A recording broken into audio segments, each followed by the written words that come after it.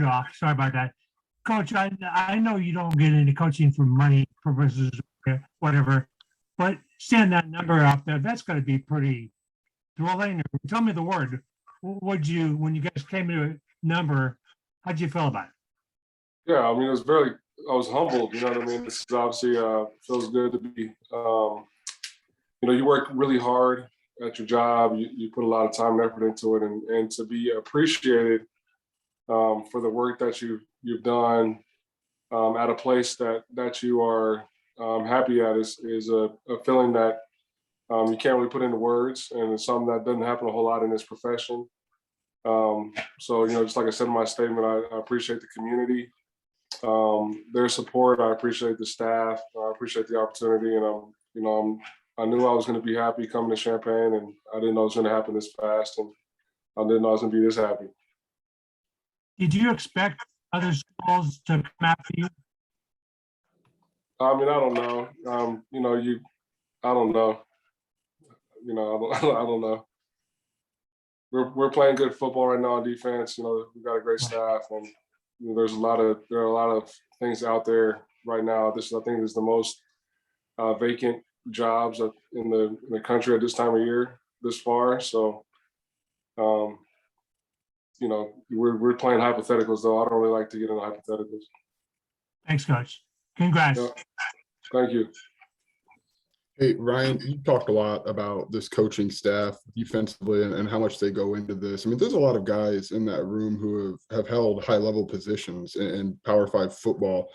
Did you think when you guys first got together it was going to go this smoothly? And I would assume you guys challenge each other quite a bit in there. Like, I guess, are you surprised that it all meshed as well as it has 10 games into the season?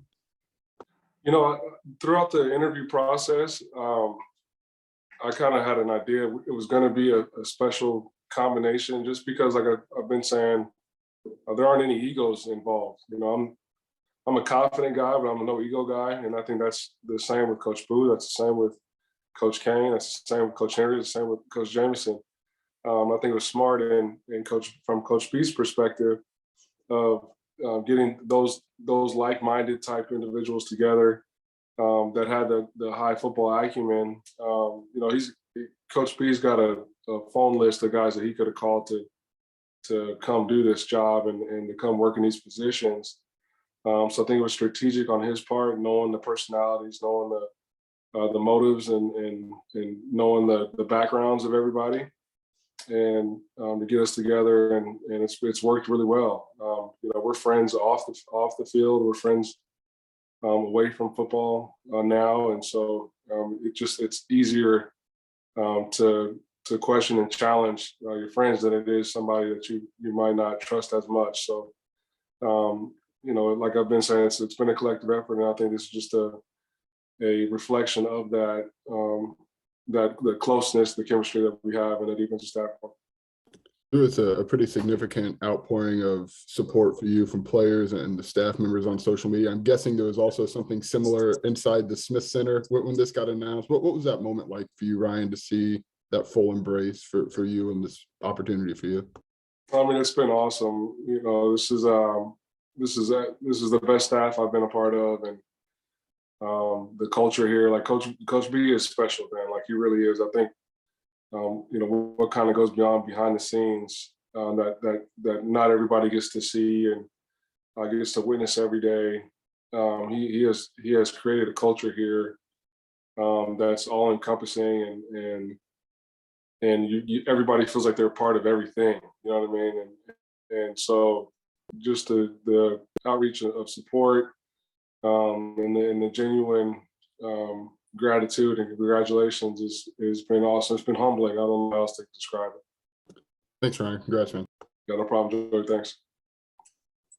Ryan, I'll echo the congratulations that are being offered, and ask you about this game, what you see with Iowa, and especially with some shuffling with who's behind center.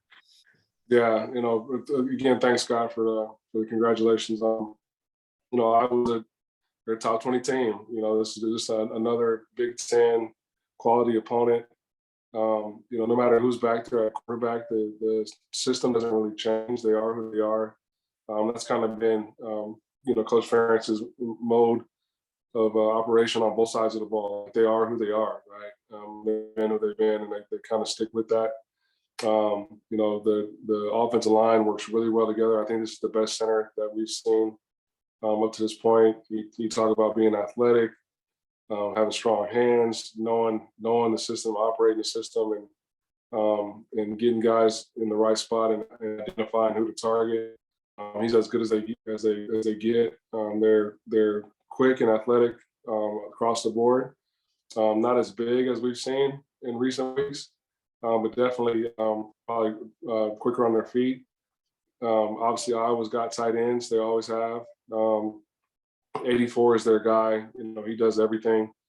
He can run block just as well as he can stretch the field in the pass game. 85 is another bigger guy, younger guy that does well in the run game. Number 15 is a talented back. Both when you hand the ball off to him and when he catches the ball out of the backfield, you see him get targets on those third down. They got quality wide receivers that they trust. They can go stretch the field and come up with the ball and make plays. And then they ask their quarterback to do what their quarterback can do. And I think that they're smart in terms of their play calls. Obviously, they want to establish the run game. So you're going to see 12 personnel. You're going to see 21. You'll see 2 back sets, very similar to Wisconsin and Minnesota for that matter. So we got to be ready for another 4-quarter physical matchup and can't sleep on the back end because they will stretch you down the field. And then we got to be smart with our leverage and knowing where help is on third downs because they got some concepts to try to get guys open, how to move the chains. How much of the game plan could you get installed, or did you have to wait until this past Saturday? We got a lot of the early downs sort of taken care of. Obviously, our previous bye week was a little bit different because they also had a bye, so there was no extra film to add in this week. With the Minnesota game, we're going to take a lot of stock into that game, especially with the quarterback that was playing. So we didn't want to dive into maybe some of the checks or the designers of the week until after we saw what would happen on Saturday, especially with some of your situational football calls and game plans. So now that we treated today like it's a normal Monday. Met his defensive staff, talked about the keys to victory, and are finishing up the early downs, and we'll get into third downs tonight. Thanks a lot. No problem, Scott. Hey, Coach, congratulations on the extension. I know that means a lot for you and your family.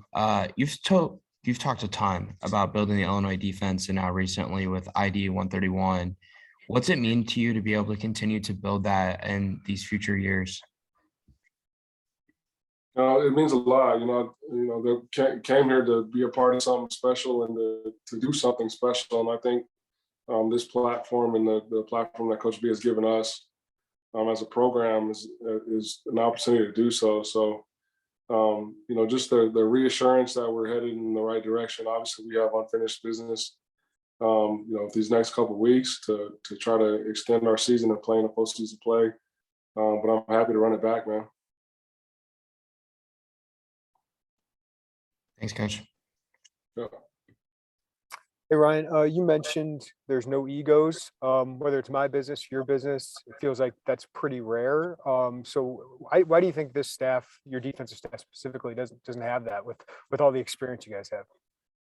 I think because everybody's confident, like usually egos come from guys that aren't innately confident, right? Like you have an ego because you don't want to lose your position or your status, right? And so I think when you got guys that are confident and comfortable in their own skin, like I'm not from day one, I wasn't looking behind my shoulder like, okay, is Coach Boo or Coach Kane trying to take me? No, that wasn't the case. It was like, okay, I'm confident, you're confident.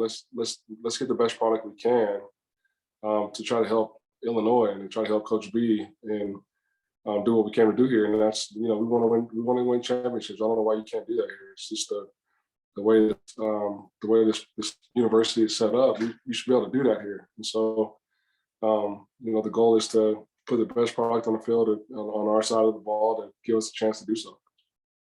And obviously, your goal eventually, I think you've said this before, is to be a head coach. Brett said he'd love to see you be a head coach, and you'll be one soon.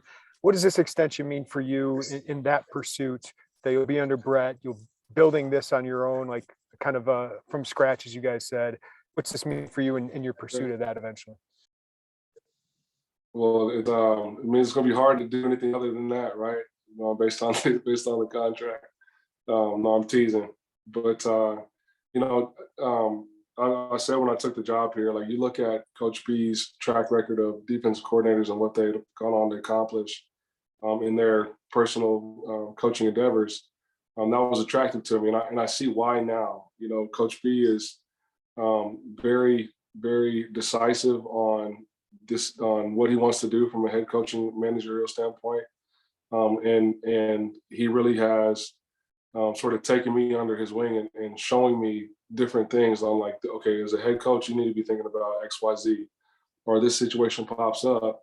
These are the things you need to be thinking about, and it's lessons that I haven't learned yet, right? And so that to me has been super beneficial and something that you can't really put a price tag on. You got a guy that's won championships, done it at every level in different conferences, and now I get a chance to learn from him. You know, to be able to take things that would fit me and my personality, and just on every aspect of running a program. You know, so that was huge to me, and like I said, I just get to be able to take care of my family here in Champaign, and continue to build something that I think we're on the brink of something special here, with special people, and I'm excited to continue to work with the guys and continue to try to push this program in the right direction. Thanks, Ryan. Congrats, man. Thanks, Jeremy.